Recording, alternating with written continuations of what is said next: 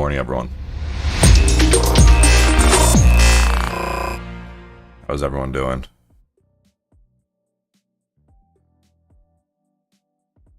Labino, Carl, Gecko, Steve, Jim, on King Plan, Rusty. Same people again. Let's get it. Same people again. So, market is it kind of did a complete reversal from aftermarket yesterday. Now, what's up, Sea Blast?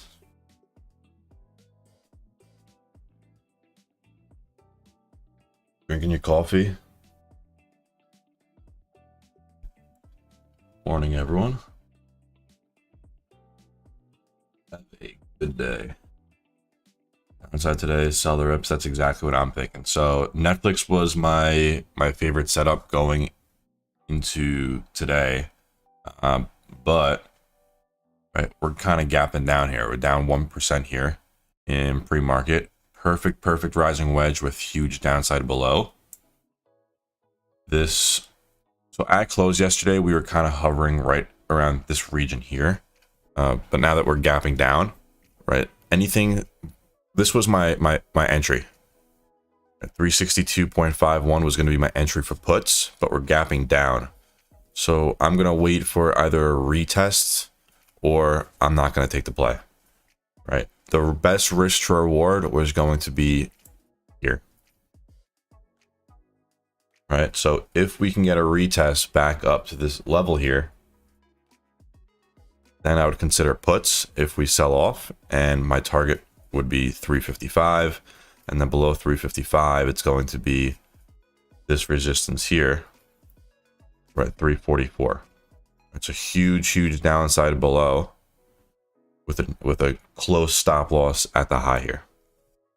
Right, so this is one of the best risk rewards that the market offers, in my opinion, a rising wedge. One of my favorite setups. This is probably better than a falling wedge, in my opinion. SPY, let's take a look at. So this was the setup I was looking at in after hours yesterday, right? Perfect wedge, higher lows, lower highs, clean triple top resistance above 401.15, but we're gapping down 395 here. So again, risk reward's not there anymore, and the sub's kind of invalidated. Need to see what happens here at market open, but again, I want to see a push up to 397.64 and a rejection. Right, that would give us the best risk to reward. If we break above and we start to push up, I still don't even like calls because there's so much resistance above. Right, this whole zone here now is going to act as a supply zone. Right, resistance is supply, and support is demand. Okay, at this moment in time, right, if we push up to this zone here, it's going to act as expensive. Okay, if you watched a video that C-Bless recommended you in the challenge account channel, right, a resistance is in that moment in time an expensive price, right? So it should reject. If everyone could drop a like on the video, I would appreciate it. See if we can get over 200 again.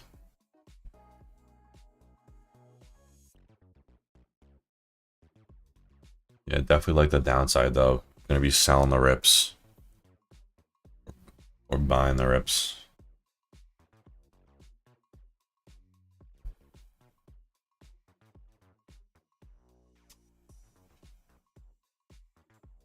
Yep, pre-market's below it, right? Just what I said, right? Wait for a move to the upside and play the rejections. Right, we have so much resistance above, so it's going to be hard for the market to get back above this. It can happen, right? Don't get, stuck in your head, oh, it's going to go down, right? Play the levels. If you enter puts at this zone, my stop loss is here. And my price target's all the way down here. Somewhere down here. I just got to play the levels. Okay. As always, just play the levels. VIX is kind of all over the place here, but there's a common level across the board. This zone here, right? Rejected once, twice, 3 times, 4 times, and now we're testing it again for the 5th time. So if VIX breaks above that spike from yesterday, 20.47, and we're at 20.29, watch for a move up.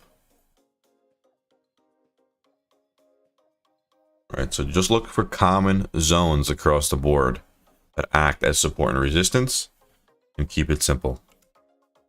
So there's SPY, right? Going to be waiting for a move to the upside to 397.64, right? That would give us the best risk to reward, right? Even if we see a move up and we kind of hover here in no man's land, doesn't mean you have to trade, right? You should be waiting for the best risk to reward setups. That's why I don't trade as much as a lot of other people, right? Which is totally fine. I take less setups than most because I'm waiting for something that fits my plan, right? I want something that has the best risk to reward and the highest probability of hitting.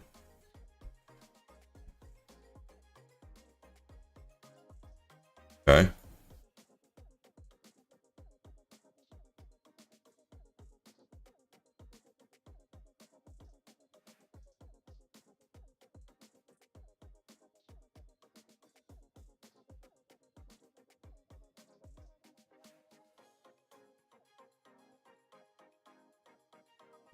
Okay.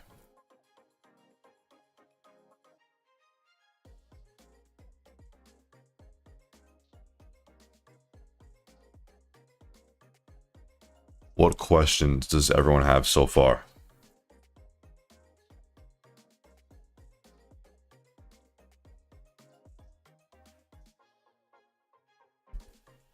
We did have perfect setups yesterday, so it is unfortunate that we are gapping down, but it's okay, right? Happens all the time.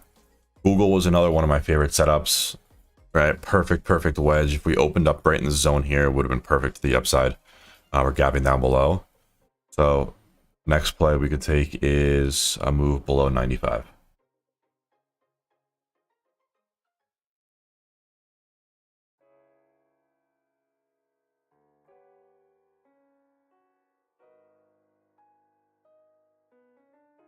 Okay.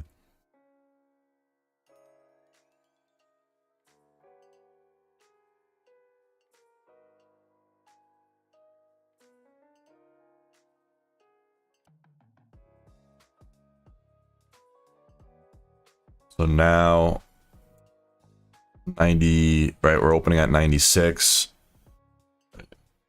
The gap down ruined this setup as well, right? The gap down ruined pretty much every single setup here, which is unfortunate, but it happens.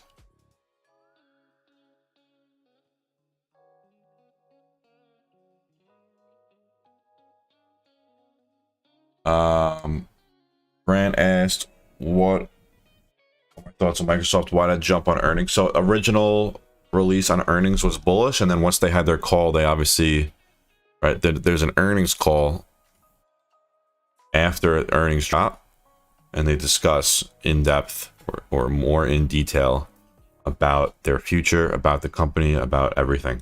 And it wasn't bullish. They said some bad stuff. That's why it dropped back down, which is totally normal.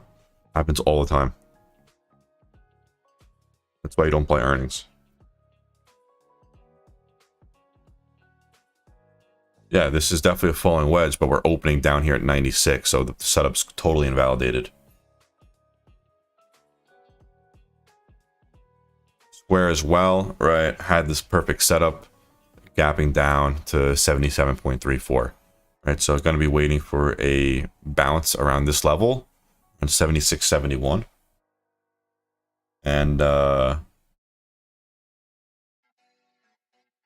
we also have this resistance from here around September. Need to see what happens at that level.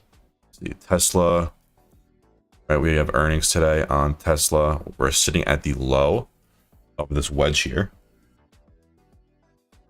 Okay, 141.33 is the bottom of this flag. We have a triple bottom right here. See if this can hold. If not, we have a lot of downside to go. Right, but this does have earnings today, so implied volatility is going to be high. So just be careful.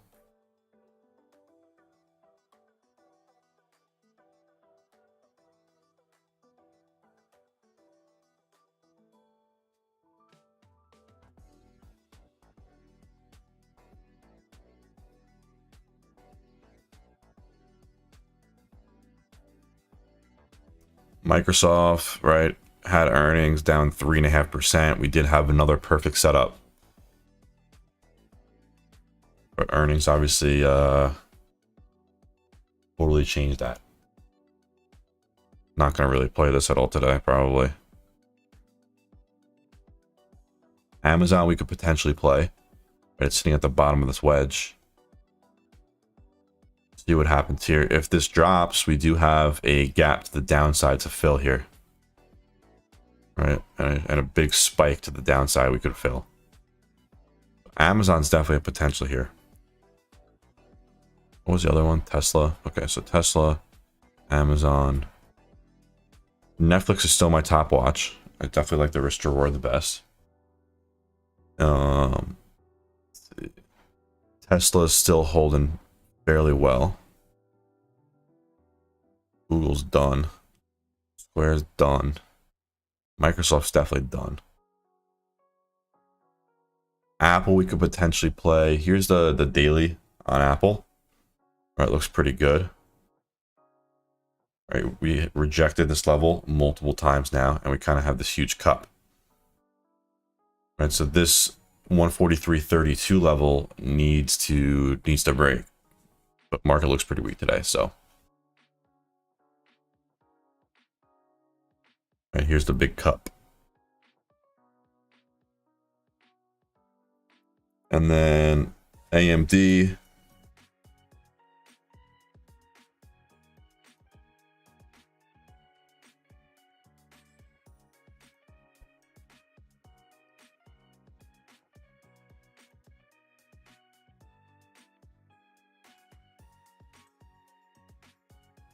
A second, guys.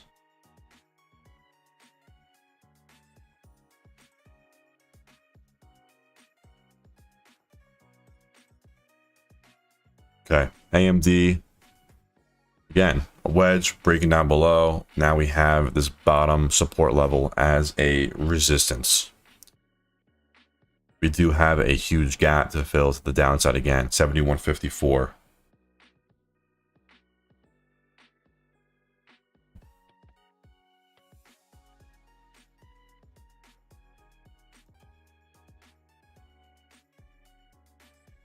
Appreciate it, Isaac.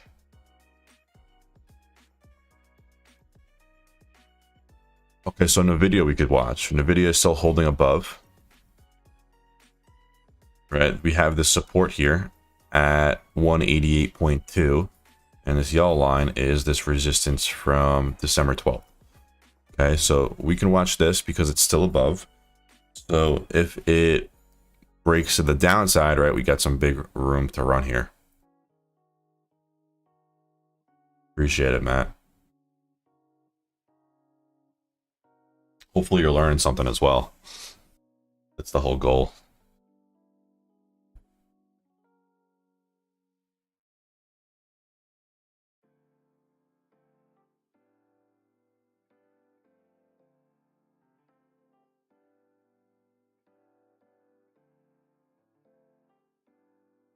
That is the goal. Okay, so let's see. Check out shop. I don't really like to play shop because the options are kind of eh. What the heck is this? This got to be a mistake, right?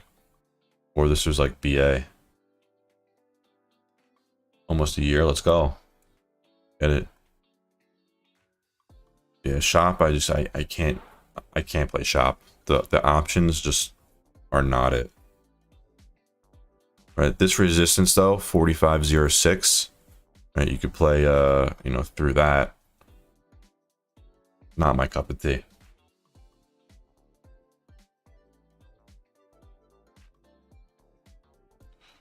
Let's go back to, let's take out ES. Delete this. All right, so ES now down 1.15%.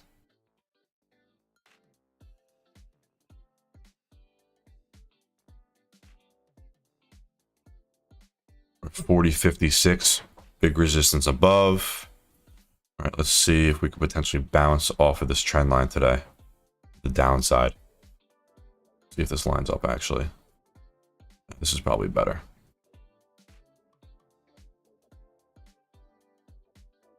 You're very welcome. What questions does everyone have regarding trading as opposed to chart setups? Right, we can kind of act or create this trend line here. Rejected once, twice, 3 times, and then we rejected this again yesterday or 2 days ago, Monday. Perfectly with this resistance here. So 40.56 needs to break for the bulls.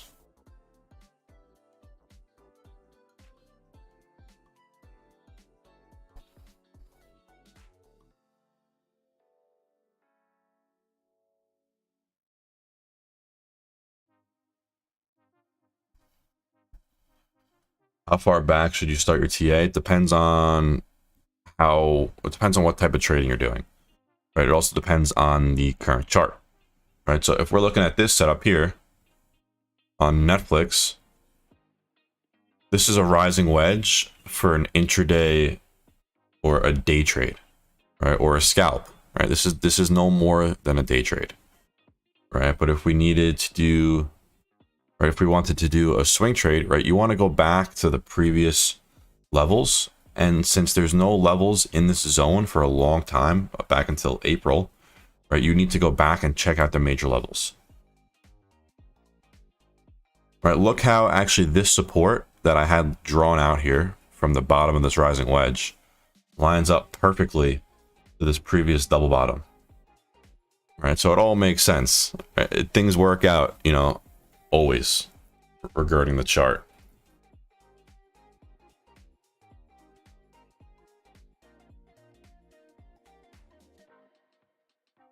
Okay. This is still my favorite setup though.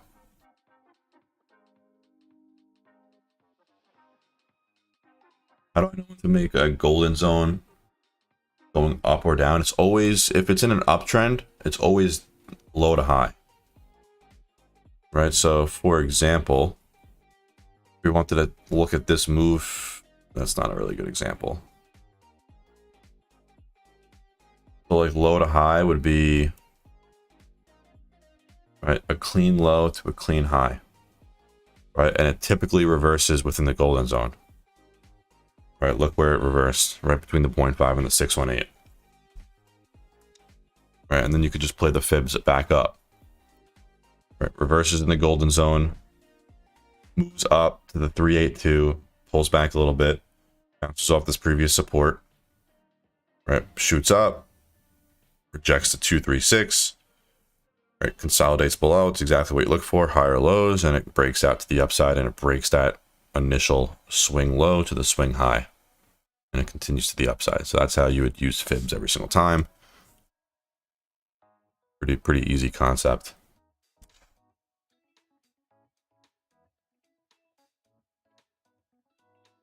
Starting spot on. How do you create checklist every day? I just look for higher lows, lower highs, exactly like I have on screen here. Right, I'm looking for consolidation phases because after a large move up or a large move down, there's going to be a period of consolidation, just like this zone here. Right, you can go on any time frame and find it.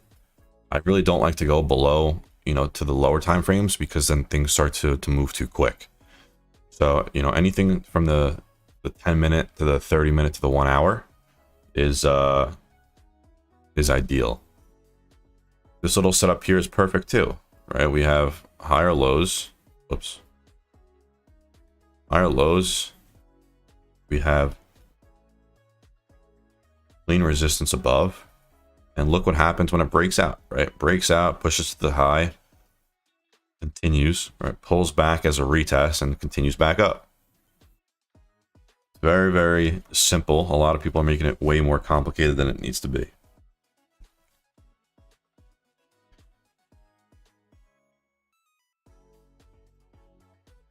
How long did it take to proof your strategy and be confident enough to start increasing position size? So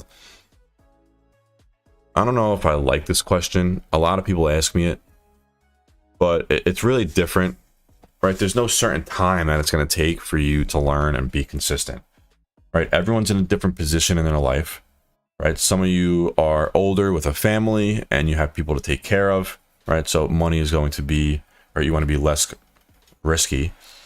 Some of you are younger with, no one to take care of and just yourself to, take care of. And if you're, not in a financial hole, or if you don't have debt to pay, you're going to have less stress, right? So you can be more risky, right? Some people can apply or try and learn every single day. Some people can only spend an hour a day trading, right? So it's going to be different for everyone. Some people it takes 6 months to learn. Some people it takes 3-4 years to learn. Me personally, it took about 3 to 4 months to learn how to chart. Right, I got charting down right away, but then it took me a long time to figure it out emotionally. Right, I constantly blew up my account in the beginning because I would have the same tendencies that most people have, right? Oversizing and greed, chase, FOMO, all the above. What time frame do I use for entry exit? All of them. It's going to be the same on all time frames. Right? I don't really wait for confirmation.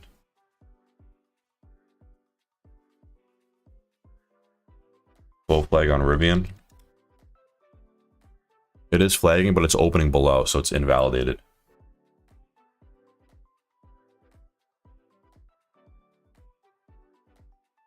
But as always, you can play the retest.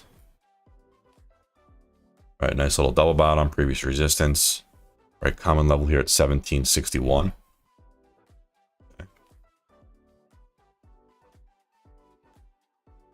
But again, it's opening down below. It's down 2.88%. So, see what happens there.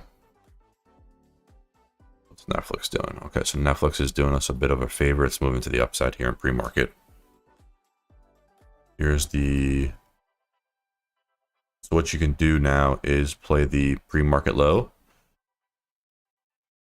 and use that as an entry as well to the downside.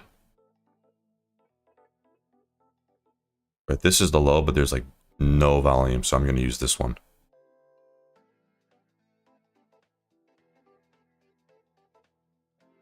Let's say I have a setup drawn on the 2 hour. What time frame do I use to enter? Any time frame, right? A level is going to be a level, right? 359.8 is going to be the same on the 30-minute versus the 10-minute, right?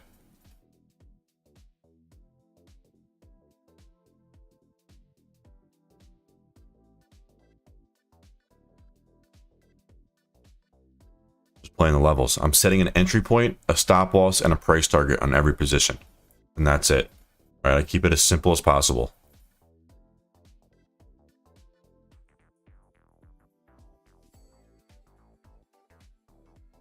Amazon's now pushing down a little bit. Down 3.5%, extremely weak. See what SPY is doing here. Take a look at pre-market here in SPY.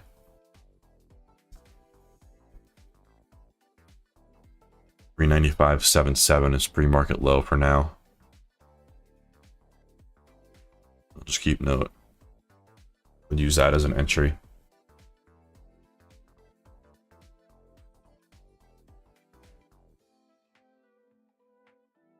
These things are just plan the trade, trade the plan. That's like the top thing I would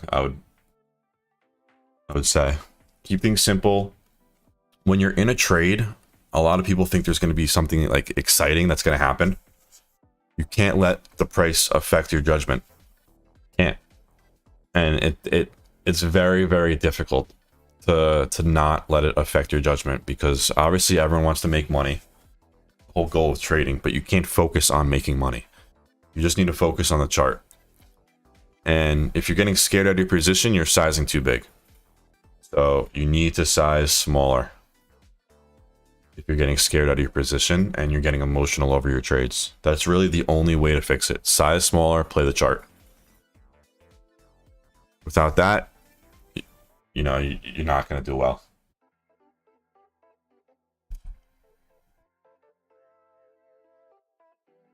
All right, if I was to size over 5% in my account, I'm going to get stressed. It's as simple as that. But since I size correctly in every single trade, you know, 1 to 2% on my large account, I don't care if I lose the entire position. It's a small amount considering my portfolio. Okay. But if I was to go over 5% and use, you know, 10, 20%, I'm stressed. I'm going to have a heart attack on any single dip, you know? So it can happen to everyone. You just need to size correctly. Should you play puts on SPY today? I don't know. Should you? Play the chart.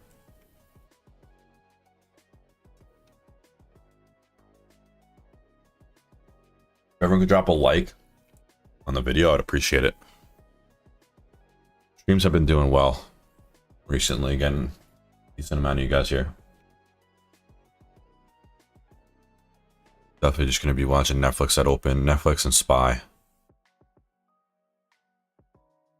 Absolutely the same for small accounts. You know, you're going to have to use a little bit more. I would say, you know, 5 to 10%.